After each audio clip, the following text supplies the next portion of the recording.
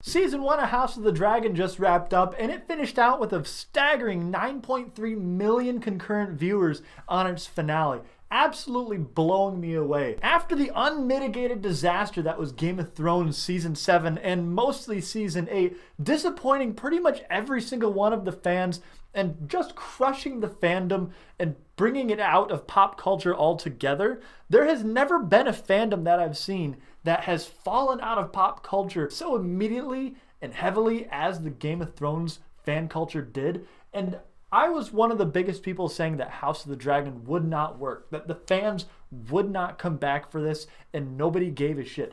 I made a video saying that I didn't give a shit. But here we are, and it's phenomenal. It's so amazing. And all I want to do is talk about it, and all I want to do is dive into why this is a success when Game of Thrones failed, and why this is a success going against all odds of the massive dumpster fire that was the end of Game of Thrones and the Game of Thrones fandom.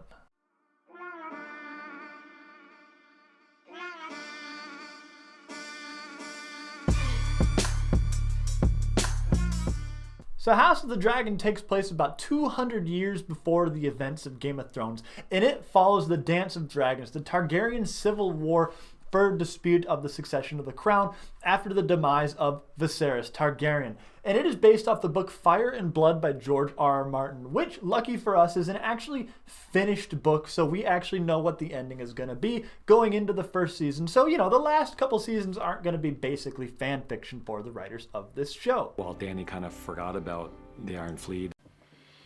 You don't want to be like this. This is disgusting. This is awful in every way.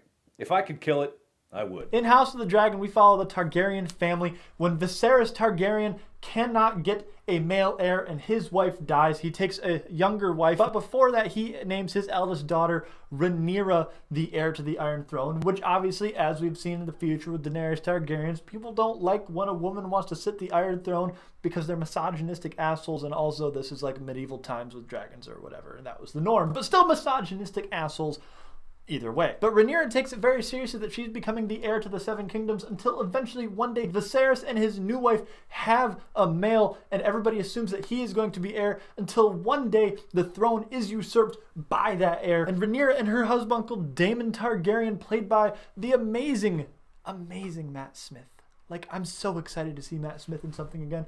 And I know him exclusively as the 11th Doctor. And watching him be the 11th Doctor and then be Daemon is kind of like Whiplash, and I'm all here for it. It's a fez. I wear a fez now.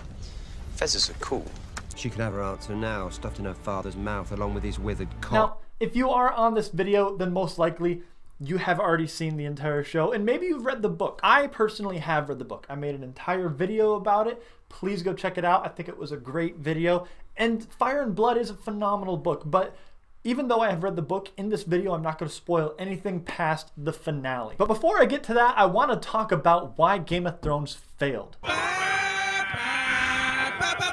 Game of Thrones failed for many reasons, but one of the biggest was unresolved plot points and a very rushed ending. If you've ever read A Song of Ice and Fire, it was one of the most in-depth labyrinth plot lines you will ever read, with a million different things going on that all intersect and have to do with each other. And yeah, it bums me out that it takes George R.R. Martin like 28 years or whatever. That's an exaggeration, but you get it, years to write Winds of Winter and hopefully one day A Dream of Spring. Hopefully. Because wrapping up a story of this caliber with this many interconnected plot points and having it be satisfying is difficult. As we have seen by the evidence that once there was no material for the writers D&D to go off of by George R.R. Martin, Game of Thrones fell apart. There are entire plot lines that just fall to the wayside and have nothing to do. What about that horn that Samwell found? Hey, Jon's a Targaryen. Does that matter? No. Hey, why do all these people keep laying in swirls and stuff? What's up with that? Does it matter? Not really. And about 100 others that I can think of, but this isn't going to be a 15-minute video about plot holes in Game of Thrones. And then, of course, we have D&D. The illustrious writers of Game of Thrones, once regarded as some of the best writers ever seen because they were crafting the greatest TV show known to man, and then they got an offer from Star Wars and they were like, fuck being known as the best writers in all of television. We're going to go write Star Wars. Let's wrap this shit up. And everybody, including the cast, was like, no, we need to finish this. And they're like, fuck you, and just peaced. Best season ever! It's the best. It's the best season ever. Now, I bring all that up because I want to talk about why those won't be issues in House of the Dragon. Biggest one, they have already officially announced that this will be 4 to 5 seasons long. There is an entirely finished book for them to go off of. The entire history of the Targaryens is known, and the Dance of the Dragons within Fire and Blood is a finished text. And I wholeheartedly believe that the laziness that came about in later seasons isn't going to happen again. House of the Dragon is just amazing. Just look at it. Look at the numbers. Like I said, 9.3 million viewers for its finale. To put that into context, the very first seasons of Game of Thrones also had 9.3 million viewers going into it, but it was not tarnished by the legacy of itself yet. Game of Thrones was considered the best fantasy television show and was just watched by everybody. By the time the finale aired, it was getting 40 to 50 million viewers per episode.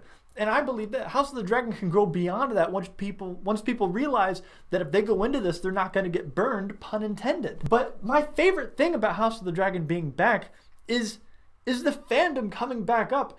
I had forgotten what it feels like to be part of the Game of Thrones fandom, where I look forward to every single week sitting down on Sunday and watching the show and like truly watching it, not being on my phone, lights being out. That's necessary because unfortunately there are some dark episodes in this again. They haven't figured out how light works yet. But as long as you watch it in a dark room, it's gorgeous, beautiful. But the fandom surrounding it is phenomenal. I finish watching the episode. The moment it's done, I go on Twitter, I check the hashtag, I go on Reddit, and I look at the Free Folk in the House of the Dragon subreddit, and I read the episode discussion.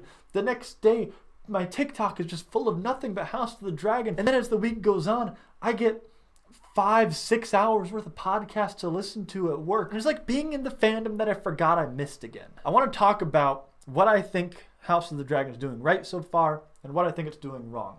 I considered doing just a straight up review, but I don't have 5 hours to sit here and talk about House of the Dragon and break it down to you, no matter how much I wished I did. If you want that, I highly recommend listening to the episode breakdowns in the podcast House of R by the Ringerverse. It's absolutely phenomenal. Mallory Rubin, Johanna Robinson. I've listened to every single one of those episodes. They're like 3 to 4 hours long, and it's so in-depth, and they're such nerds. It's great. Highly recommend it. But for now, I just want to talk about what I think so far they're doing right and what I think they're doing wrong. The best thing that I think they're doing easily is having an entirely prologue first season. This entire first season is just a prologue. That's why we had the time jumps. That's why we have the actor changes and the actress changes, because this whole season is nothing but leading us into the Dance of Dragons, the civil war between the Targaryens. The Dance of Dragons? Why is that a dance? It's just what they call it. Doesn't make much sense. I think it's poetic. And although, yeah, it's a bit insane that we have had 10 episodes of nothing but build-up, I think it is important. Game of Thrones built up to its moments over years and years and years. And we don't have that long with House of the Dragon. This is a set timeline. The dance in the text only lasts really a couple of years. So we need all this to understand how these animosities grew to such a point that this family wars against each other. We need to understand these characters so we know how to hate them or how to love them, or in the case of some of these characters, how to do both. And that leads me into my next thing, which is the gray characters and the gray morals of these characters. Everybody that works on this show and writes this show, and George R.R. Martin himself said, you're not going to find a Jon Snow or an Arya Stark in this show. There's nobody to root for out front, obviously. I myself am rooting for the blacks, and if you're rooting for the greens, honestly, you're kind of fucked up. I'd like to know where your mindset is. Please explain to me if you like the greens. But it's not going to waver that I think you're kind of fucked up. But that's okay. I can accept you. Thanks for watching my video. One of the prime examples of it is Daemon Targaryen. Everybody's favorite wife murderer. A lot of people forget that he is a huge asshole and that he fucked his niece in the bowels of the pleasure den. Doesn't matter, because we all love him and he operates in the gray. Yeah, he's kind of an asshole. He's very full of himself. But he is also very loyal to those he cares about. Who else does that describe, though? Aemond Targaryen, the obvious bad guy of the show that ate Lucerys in the final episode, riding Vhagar.